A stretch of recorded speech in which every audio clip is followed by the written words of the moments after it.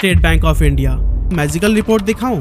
Financial year 2024 के first quarter में रिलायंस का नेट प्रॉफिट जहां 16,011 करोड़ रुपए था, वहीं एसबीआई का नेट प्रॉफिट था 18,537 करोड़ रुपए। यानी कि एसबीआई ने एशिया के सबसे अमीर आदमी मुकेश अंबानी के बादशाहत को भी पीछे छोड़ दिया है। पर ऐसा हुआ कैसे? स्टेट बैंक ऑफ इंडिया कैसे भारत का सबसे बड़ा बैंक बना? किस तरह आज से 218 साल पहले इसे अंग्रेजों ने हमारे ही खिलाफ लड़ाई के लिए शुरू किया था? आज के इस वीडियो में हम सब कुछ डिटेल में डिस्कस करने वाले हैं।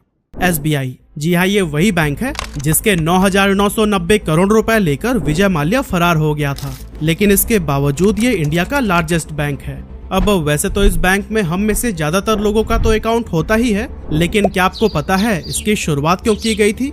एक्चुअली इस बैंक को अंग्रेजों ने इसलिए शुरू किया था ताकि वो उनके खिलाफ खड़े होने वाले भारतीयों को मौत के घाट उतार पाएं। इस बैंक की शुरुआत 2 जून 1806 यानी कि आज से करीब 218 साल पहले ही की गई थी और उस समय इसका नाम रखा गया था बैंक ऑफ कैलकाटा। एक्चुअली 1798 में रिचर्ड वेलेस्ली को इंडिया का गवर्नर बनाकर ब्रिटेन से भारत भेजा गया था और इसने आते ही लोगों की नाक में दम करना शुरू कर दिया। रिचर्ड ने आने के 1 साल बाद यानी 1799 में टीपू सुल्तान को हराकर मैसूर को अपने कब्जे में ले लिया और फिर इसके 4 साल बाद अंग्रेज और मराठाओं के बीच बहुत बड़ा युद्ध हुआ, जिसे आज हम सेकेंड एंग्लो मराठा वॉर के नाम से जानते हैं। इस युद्ध में रिचर्ड वेलेस्ली को सपोर्ट करने के लिए अंग्रेज एक बैंकिंग सिस्टम के जरिए उन तक पैसे पहुंचाने का काम करते थे, ताकि इन पैसों की मदद से वेलेस्ली युद्ध में अपने साइड को और भी ज्यादा मजबूत बना सके। अब उस टाइम तक तो इस बैंकिंग सिस्टम का कोई ऑफिशियल नाम नहीं था, लेकिन बाद में इसी को ही बैंक ऑफ कैलकाटा का नाम दे दिया गया। इसके बाद से 2 जनवरी 1809 को इस बैंक का नाम एक बार फिर से बदला गया और इस बार इसे बैंक ऑफ बंगाल कहा जाने लगा। इसके बाद से फिर दौर आया जब ईस्ट इंडिया कंपनी ने 2 प्रेसिडेंसी बैंक की शुरुआत की, जिनमें से पहला था बैंक ऑफ बॉम्बे और दूसरा था बैंक ऑफ मद्रास। असल में प्रेसिडेंसी बैंक्स में वो बैंक्स आते हैं जिन्हें करेंसी नोट्स इशू करने का अधिकार होता है। अब इन बैंक्स को देखकर कुछ इंडियंस ने खुद का प्राइवेट बैंक बनाने का भी सोचा, लेकिन किसी को भी ज्यादा कामयाबी नहीं मिल सकी। इन प्राइवेट बैंक्स के पतन में सबसे ज्यादा फेमस हुआ यूनियन बैंक, जिसे 1828 में रविंद्रनाथ टैगोर के दादाजी और उस टाइम के बड़े बिजनेसमैन में गिने जाने वाले द्वारकानाथ टैगोर ने शुरू किया था। इसके बाद से 1862 में बैंक ऑफ बंगाल की ब्रांचेस पटना, मिर्जापुर और बनारस के अंदर भी स्टेब्लिश की गई, ताकि वहां उस पर्टिकुलर जगह से भी आजादी के लिए उठने वाली आवाज को दबाया जा सके। 1861 के दौरान ही पेपर करेंसी एक्ट को लागू कर दिया गया और बैंक ऑफ बंगाल इकलौता ऐसा बैंक था जिसे अंग्रेजों के दौर में नोट जारी करने का अधिकार मिला।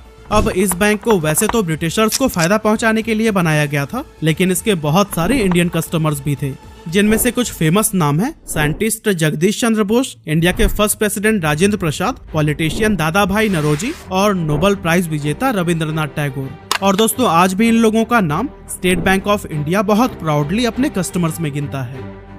तो दोस्तों, अब तक हमने यह जाना कि इस बैंक की शुरुआत 218 साल पहले किस तरह से हुई थी, लेकिन ऑफिशियल तौर पर यह स्टेट बैंक ऑफ इंडिया कैसे बना, चलिए इसके पीछे की स्टोरी को अब जान लेते हैं। तो दोस्तों, 27 जनवरी 1921 में बैंक ऑफ बंगाल के साथ साथ 2 और बैंक्स, बैंक ऑफ बॉम्बे और बैंक ऑफ मद्रास को मर्ज करके एक नया बैंक बनाया गया था, जिसका नाम रखा गया इंपीरियल बैंक ऑफ इंडिया।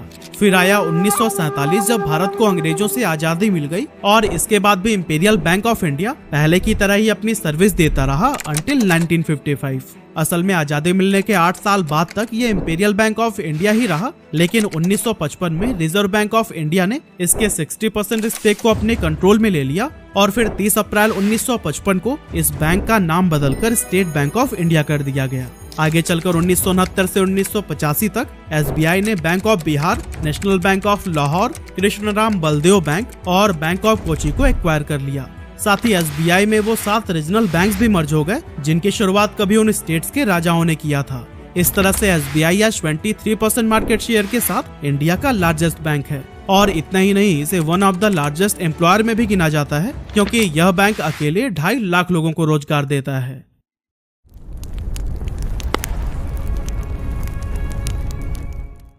अब दोस्तों, जैसा कि स्क्रीन पर हम एसबीआई के रिव्यूज देख रहे हैं, इस तरह के नेगेटिव रिव्यूज से पूरा इंटरनेट भरा हुआ है और एसबीआई पर अक्सर तरह तरह के मीम्स भी फेमस होते रहते हैं। लेकिन इसके बावजूद आपको जानकर हैरानी होगी कि एसबीआई एक मोस्ट ट्रस्टेड बैंक है, जिसके पास 48 करोड़ से भी ज्यादा कस्टमर्स हैं। सर्विस से परेशान रहने के बावजूद भी लोग SBI को ही क्यों चुनते हैं? चलिए इसके पीछे के भी रीजन को हम जान लेते हैं। सबसे पहले तो SBI ने अपने कस्टमर्स को सुविधा देने के लिए 22,405 से भी ज्यादा ब्रांचेस खोल रखे हैं। साथ ही 65,627 ATMs और 72,000 CSP यानी कि कस्टमर सर्विस पॉइंट इस बैंक को गांव-गांव तक पहुंचाता है। इतना ही नहीं, फॉरेन मार्केट्स में भी इसका एक बड़ा प्रेजेंस देखा जा सकता है क्योंकि SBI 36 देशों में अवेलेबल है।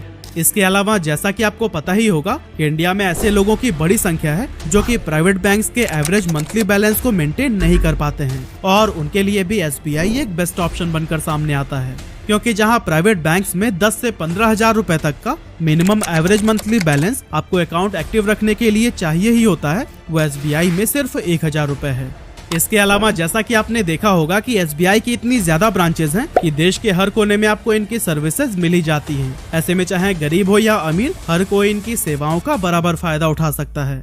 जबकि ज्यादातर प्राइवेट बैंक्स सिर्फ प्रीमियम कस्टमर्स को ही सर्विस देने में इंटरेस्टेड होते हैं, इसीलिए उन एरियाज में वो अपना ब्रांचेस ओपन नहीं करते हैं जहां से उनकी टारगेट अचीव न हो सके। कई जगहों पर तो SBI ने अपनी स्पेशल एग्रीकल्चर ब्रांचेस भी खोल रखी हैं, जिनकी मदद से ये किसानों को फसल बीमा से लेकर पशुपालन के लिए भी तरह तरह के स्कीम्स का लाभ देता है।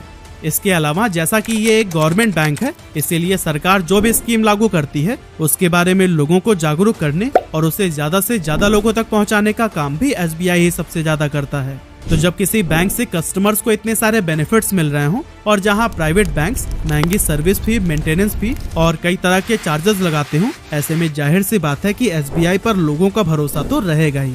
लेकिन दोस्तों, इस बैंक पर सिर्फ अकाउंट होल्डर्स का ही भरोसा नहीं है, बल्कि इन्वेस्टर्स भी इसे खूब पसंद करते हैं। क्योंकि अगर हम इसके शेयर्स का रिटर्न बहुत पीछे न जाकर सिर्फ लास्ट के 3 इयर्स में ही देखें तो वो करीब 180% है। पर सबसे मेन सवाल ये उठता है कि SBI इतना बड़ा प्रॉफिट आखिर बना कैसे रहा है, इसने अंबानी को भी पीछे छोड़ दिया।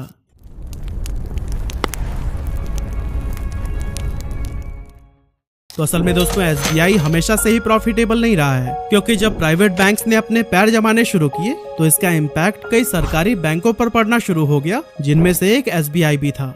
2017 के थर्ड क्वार्टर में इसे 2,416 करोड़ रुपए, तो वहीं 2018 के फर्स्ट क्वार्टर में 7,718 करोड़ रुपए का लॉस हुआ था, जो कि भारत के बैंकिंग इतिहास में दूसरा सबसे बड़ा लॉस था। अब आप सोच रहे होंगे कि दूसरा क्यों? तो दोस्तों, आपको बताते चलें कि लॉस के मामले में पहले नंबर पर पंजाब नेशनल बैंक है, जिसे कुछ ही साल पहले डायमंड मर्चेंट नीरव मोदी ने 13,000 करोड़ रुपए से ज्यादा की चपत लगा दी थी। और इससे पहले कि PNB और रिजर्व बैंक ऑफ इंडिया को इसका पता चलता, वो विदेश फरार हो गया था। खैर, SBI के इन लॉसेस का एकमात्र रीजन प्राइवेट बैंक्स की बढ़ती संख्या को नहीं दिया जा सकता, बल्कि इसके पीछे का मेजर रीजन था बैड लोन्स। और दोस्तों, इन्हीं बैड लोन्स का ही नतीजा है कि विजय माल्या SBI का पैसा लेकर 2016 में ही देश छोड़कर जा चुका है। असल में SBI देश का लार्जेस्ट लेंडर यानी कि ऋणदाता था, लेकिन प्रॉब्लम तो तब शुरू हुई जब प्रीमियम कस्टमर्स ने लोन चुकाना बंद कर दिया। काफी इंतजार के बाद भी जब वो लोन की रकम को वापस नहीं करते थे, तो फिर बैंक इन डिफॉल्टर कस्टमर्स को और भी ज्यादा लोन देने लगता था, ताकि वो अपने पुराने लोन्स को क्लियर कर सके। लेकिन सब कुछ इसका बिल्कुल उल्टा हुआ और SBI लॉस में चला गया, जिसके बाद से RBI एक्शन में आया और हर चीज की बारीकी से जांच करनी शुरू कर दी। गवर्नमेंट बैंक में एसेट क्वालिटी का रिव्यू किया जाने लगा, अकाउंटिंग प्रैक्टिस को सही किया गया, साथ ही कुछ बैंक रिकैपिटलाइज किए गए तो कुछ मर्ज कर दिए गए। ये सब स्टेप्स लेने के बाद बाकी गवर्नमेंट बैंक्स की तरह SBI भी दोबारा से प्रॉफिट जनरेट करने लगा और इस तरह से आज इसने इंडिया की most profit making company Reliance industries को भी पीछे छोड़ दिया है। SBI को आज इस मुकाम पर पहुंचाने में टेक्नोलॉजी का भी बहुत अहम रोल रहा है। अपनी सर्विसेज को ज्यादा स्मूथ और डेटा को सिक्योर बनाने के लिए SBI ने कई एडवांस टेक्नोलॉजी में भी इन्वेस्ट किया है, जैसे कि ब्लॉकचेन, आर्टिफिशियल इंटेलिजेंस और बिग डेटा एनालिटिक्स वगैरह।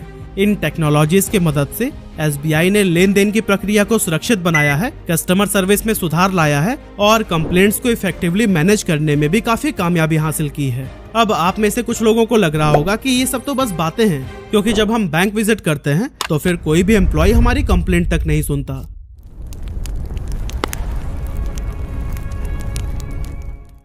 तो दोस्तों, आप अपनी जगह पर बिल्कुल सही हैं। इवन मैं भी पहले इन्हें निकम्मा ही समझता था, लेकिन जब चीजों को उनके एंगल से देखना शुरू किया तो फिर सब कुछ साफ हो गया। इसीलिए अगर आप उन एम्प्लॉयज की साइड को देखेंगे तो आपको अंदाजा हो जाएगा कि उनके इन रूड बिहेवियर के पीछे का असल रीजन क्या है। तो जैसा कि हमने देखा कि SBI के पास 2,50,000 से भी ज्यादा एम्प्लॉयज हैं, लेकिन इसके बावजूद इस बैंक का सिस्टम सबसे ज्यादा ओवरलोडेड माना जाता है। इन्हें मैनेज करने के लिए बैंक के पास उतने एम्प्लॉयज ही नहीं हैं जितने इनके ऑपरेशंस को स्मूथली रन करने के लिए चाहिए। इसीलिए बहुत सारे कस्टमर्स की शिकायत होती है कि SBI की सर्विस बहुत ज्यादा घटिया है। एक्चुअली इन सब प्रॉब्लम के पीछे की वजह यह है कि एक SBI एम्प्लॉय हर रोज लगभग 1700 से 1800 लोगों को हैंडल करता है, जो कि अपने आप में एक बहुत बड़ा चैलेंज है। अब कुछ पल के लिए आप उनकी जगह खुद को रख कर देखिए कि दिन में अगर सिर्फ 500 लोगों को हैंडल करना पड़े तो फिर आपकी मेंटल कंडीशन क्या ही होगी। और उन एम्प्लॉयज के लिए ये सिर्फ 1 या 2 दिन की बात होती तो वो जैसे तैसे करके इसे हैंडल कर लेते, पर इसी सेम एक्सपीरियंस से उन्हें हर रोज गुजरना पड़ता है। और दोस्तों इस चीज का एहसास SBI को भी है, इसीलिए बैंक्स में आने वाले कस्टमर्स की संख्या को कम करने के लिए इसने अपने मोबाइल ऐप को लॉन्च किया था, जिसका नाम रखा गया योनो। इस ऐप के जरिए अकाउंट होल्डर बिना ब्रांच विजिट किए credit card, debit card, passbook और चेकबुक के लिए अप्लाई कर सकते हैं। इसके अलावा SBI कस्टमर्स को घर बैठे बैठे ऐप की मदद से ही होम लोन, KYC और सेविंग अकाउंट ओपन करने जैसी कई सारी सुविधाएं भी देता है। इस तरह से इंडिया के बैंकिंग सेक्टर में सबसे ज्यादा स्पीड से ग्रो करने वाला बैंक SBI ही है, जिसके प्रॉफिट का आधे से ज्यादा हिस्सा गवर्नमेंट के पास चला जाता है। और अच्छी बात तो ये है कि वो पैसे वापस देश के डेवलपमेंट में लगाए जाते हैं, जिससे हर किसी को ही फायदा मिलता है। इस तरह से हम कह सकते हैं कि SBI गवर्नमेंट के लिए भी एक कैश काउ की तरह है।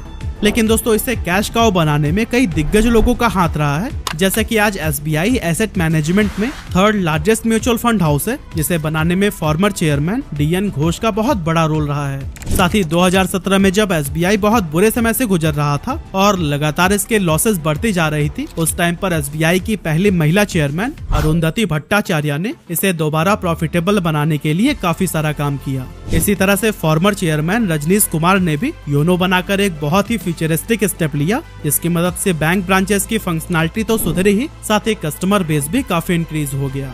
और दोस्तों SBI को इस लेवल पर ले जाने के लिए बड़े बड़े ऑफिशियल्स के साथ साथ हर उन कर्मचारियों की मेहनत भी लगी है जो कि अपनी कैपेसिटी से ज्यादा काम करते हैं। इसीलिए अगली बार SBI की सर्विस को क्रिटिसाइज करते समय आप इन पहलुओं के बारे में भी जरूर सोचिएगा। वैसे SBI के साथ में आपका कैसा एक्सपीरियंस रहा है, हमें कमेंट करके जरूर बताइएगा।